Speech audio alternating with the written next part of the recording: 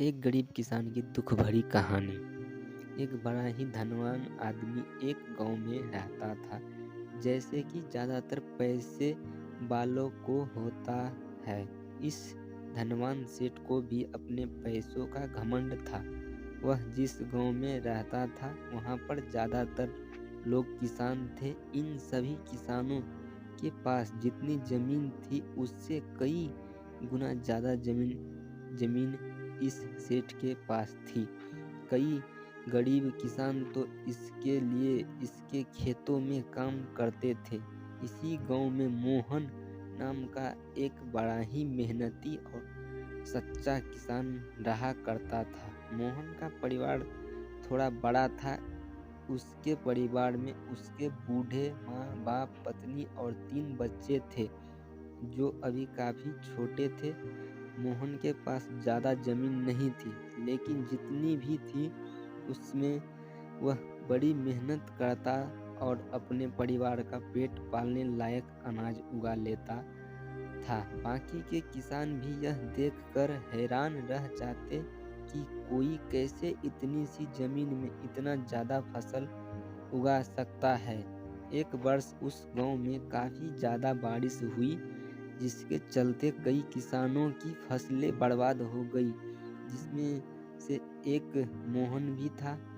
अब मोहन धर्म संकट में पड़ गया, क्योंकि उसके परिवार में उसके अलावा कोई और कमाने वाला था नहीं और अपने परिवार को भूखा मरते हुए वो देख नहीं सकता था। वह जानता था कि इस गांव में अगर कोई उसकी मदद कर सकता है तो वह वही घमंडी सेठ है, जिससे गांव के कई अन्य गरीब किसानों का या तो कर्जा दिया है या तो अपने यहाँ काम पर रखा हुआ है।